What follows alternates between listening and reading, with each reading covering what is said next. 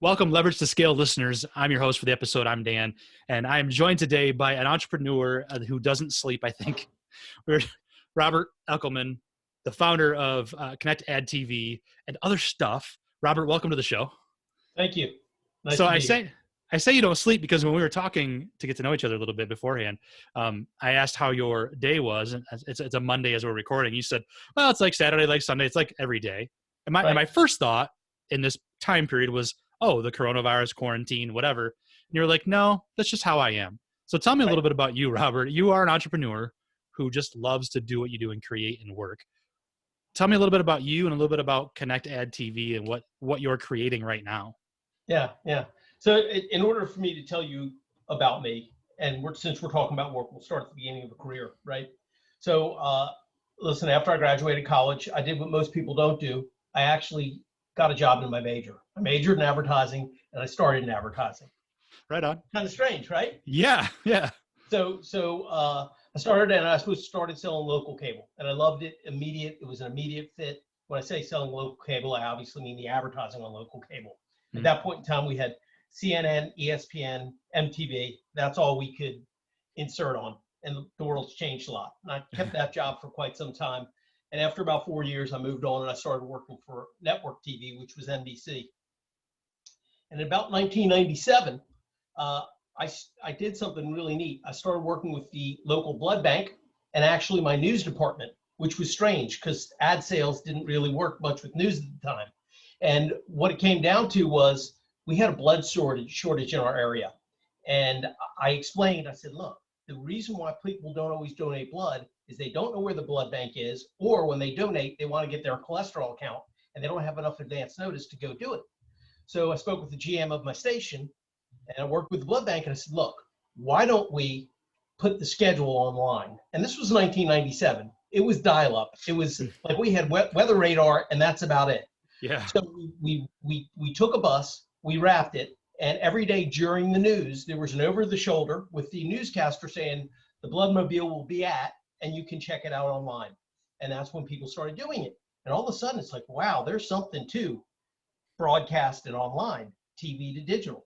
I've always believed that. I started it in 1997. If you fast forward, I started a digital company after that, which was fantastic. But you know what? If you're an entrepreneur, you have to certainly be ready for looking ahead to your next job sometimes. Right. So at that point in time, I went to work for a television station owned by Gannett, which is now Tegna. And we were always very digital. We developed the digital first mentality. And if you fast forward to that, in 2017, this whole OTT CTV came along. And while people were trying to digest the acronyms, I realized it was the intersection between TV and digital. It was perfect. And I focused my attention on that. 2018, I left the station, opened my business, and it has been skyrocketing ever since. And I love what I do. So let's dive in real quick to those acronyms, OTT and CTV. What does that mean to other business owners and entrepreneurs? How can that help them? Sure, absolutely. So it's interesting. I just actually made a post on the difference between CTV and OTT.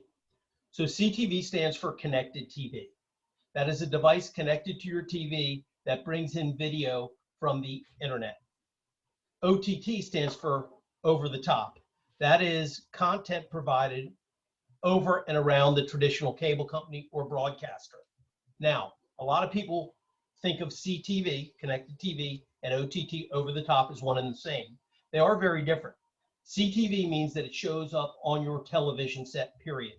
OTT, which is the content, that might show up on your phone, on your tablet, on your computer, or on your television. So they are cousins, but they are a little bit different. Okay. And you help those entrepreneurs, those businesses, those companies, those brands place advertising through these systems to reach their intended audience. Is that fair? It is fair. So what I do is I place, monitor, optimize OTT for my clients. Okay. But when we talk about placing, right, we don't just place a commercial. So let me give you an example. Years ago, when I worked for an NBC station, we sold the Today Show. And when we sold the Today Show to a car dealer, right, we reached this massive audience and hoped that somebody needing a car was watching.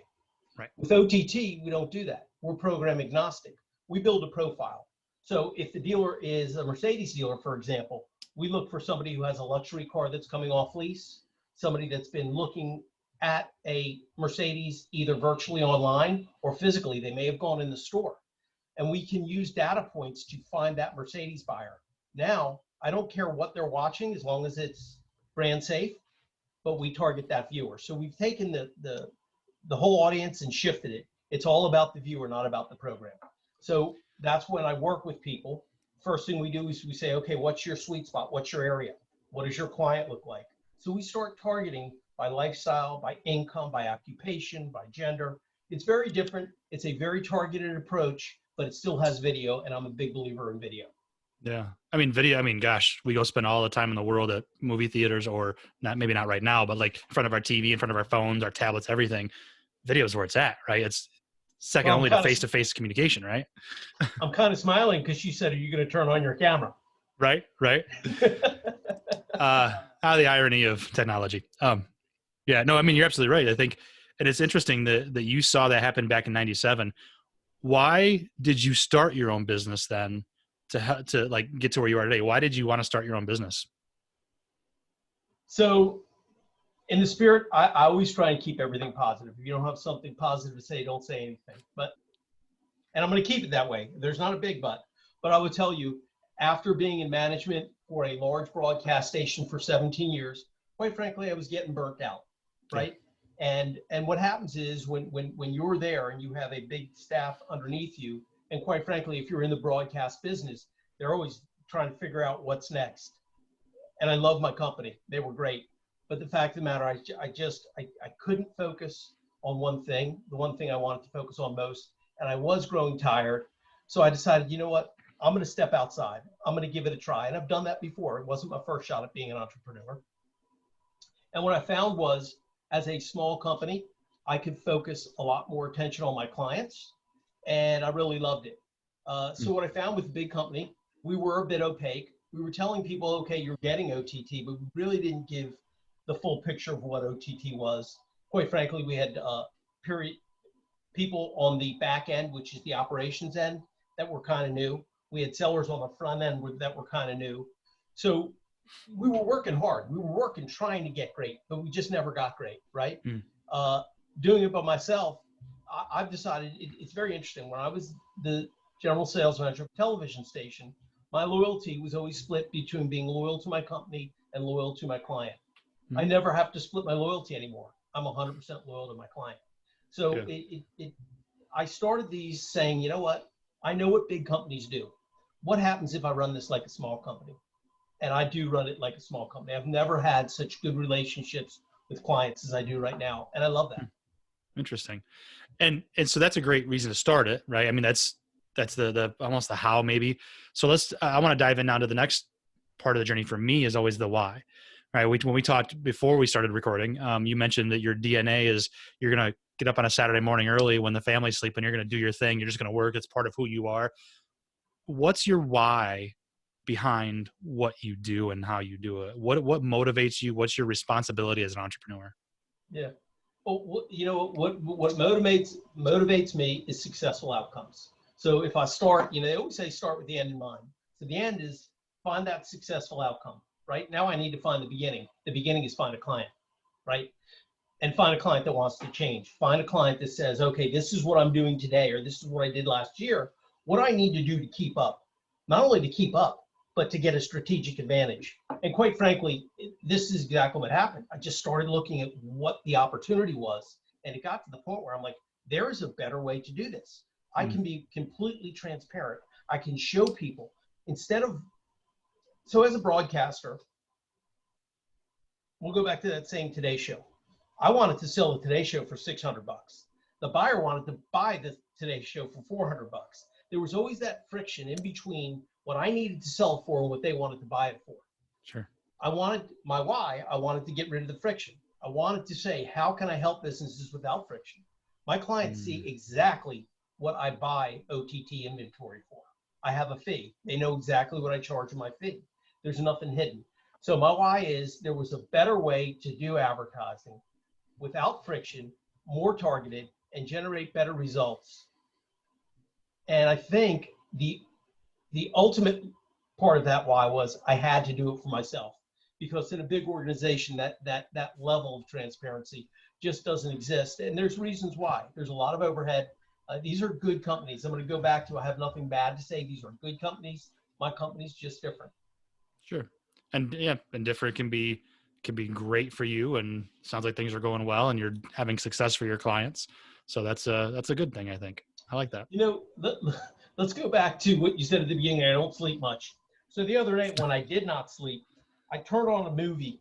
I think it was called Envy. And the movie was with Jack Black and Ben Stiller. I figured Jack Black and Ben Stiller, this is going to be a great movie. I was excited. It was the middle of the night. I didn't care. I was going to watch it, right? And what I found out was the movie was horrible. I couldn't even get through half of it.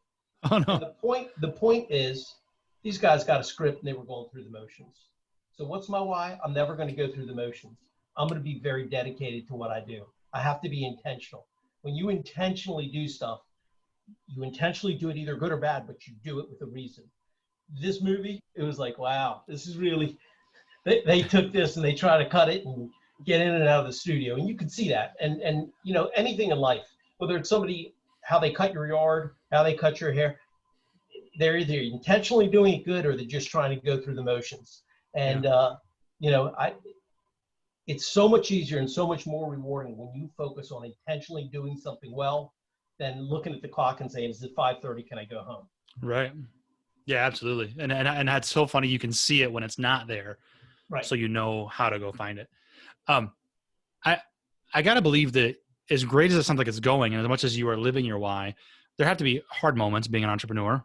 We see it all the time, right? When people are authentic and vulnerable, they'll talk about when they hit those rock bottom moments or have the hard moments. What's a big challenge that you've faced in your hard moments? Oh my goodness. I started with no clients. Yeah. So Scary, huh? Starting from zero, right? But so listen, there are so many challenges that you don't plan for. So I started with no clients, right? No big deal. Pretty easy. I did what I do. I got up, I called, I worked hard. Quite frankly, I'll tell you, most of my clients right now are all referral. I rarely make calls anymore. Not that I don't want to. There's that want and need. It's that I don't need to, because if I focus all my attention on serving my current client base, they're giving me referrals. I love that. Thank you, clients, if you watch. Yeah, it's awesome. But so after my third or fourth month, right, business started rolling and business was really good.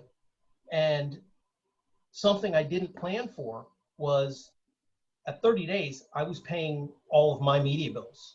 My clients were paying me at 60 days, right? So in the first few months, it was no big deal. I wasn't floating that much.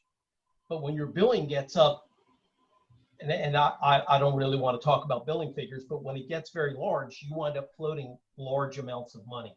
Yeah. And it's just really interesting. And that's, you know, that keeps you up at night, right? Yeah. So luckily, I was able to have a great support group because I have a lot of clients that I use as mentors.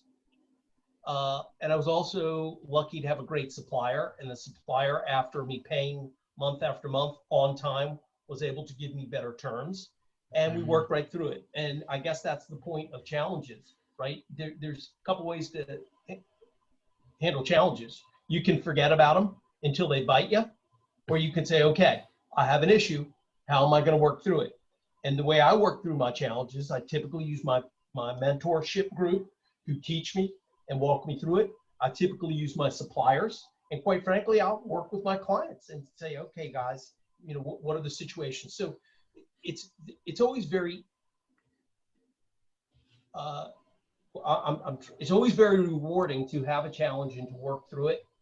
And the more times you have challenges and work through it, the more you realize you can get through the next challenge. Yeah. It's self-fulfilling. You sharpen yourself through those hard moments. And it sounds too, Robert, like kind of what I pulled out of that was it's often mostly about relationships. How critical are relationships to those challenging moments? They're amazingly critical. I mean, So this is really interesting. So obviously I said I have mentors. Those are relationships. Obviously I have clients. Those are relationships. But I am in one more category of relationships I never knew I was going to be in, and that's my suppliers. In order for me to get OTT inventory and premium inventory for my clients, I have to have great suppliers, and I have to have great supplier relationships. And it's interesting because at times I would talk with my clients and I would be like, hey, here's what we're going to do this month. And they're like, well, why don't you go get some different inventory?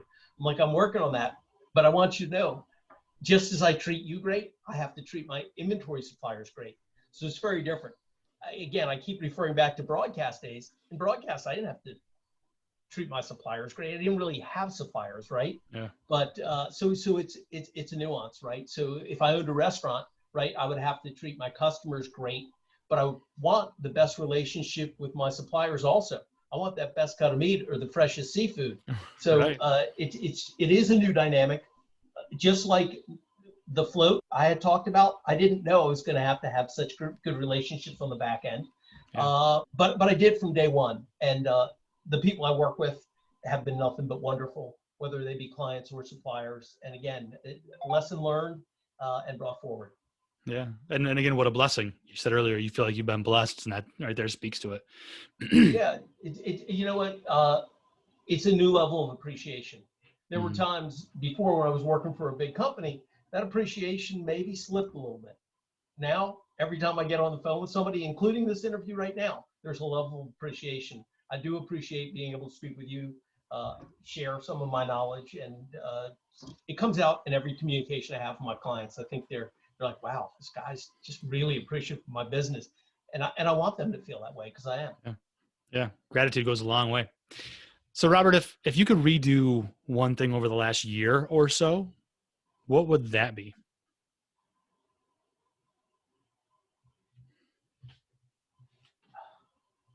Boy, you're a good interviewer. Tough question. People usually say I'm not at a lack of words.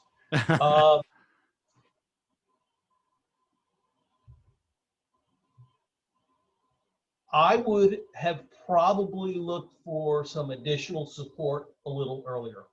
So it's funny, we're in a unique situation, right? Nobody predicted COVID, right? And I didn't know if my business was going to be up or down. Quite frankly, my business has stayed pretty steady, maybe even grown a little bit, because what I've done is I've expanded some of the categories I work with. What I mean by that is, when I first started, I was very heavy automotive. Now I have automotive, legal, health, quick serve, all the categories as a local seller you really need to excel at.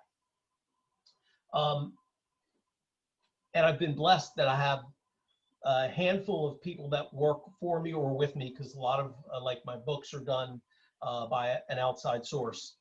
Sure. And I'm really appreciative of them. If I had one or two additional workers like the workers I have right now, things would be so much easier. So I think I would have started a little bit earlier. But since I didn't, it's also like this hidden secret that I never had to worry about. Can I make my payroll through this whole COVID? So it's a 50-50. But I do think, like right now, that what keeps me up, it's like, okay, so if I want to take a vacation, who's going to fill the vacuum? Because I do everything around here, whether it's billing, building schedules, selling, uploading commercials. So little additional help might go a long way, and helps a tough thing. Like when you run a very small company, you want to make sure that you can hire someone that I trust implicitly, and I have people like that right now. Yeah, that's a good place to be. Again, relationships. There you go. What does success look like in 2021 for you then? In 2021,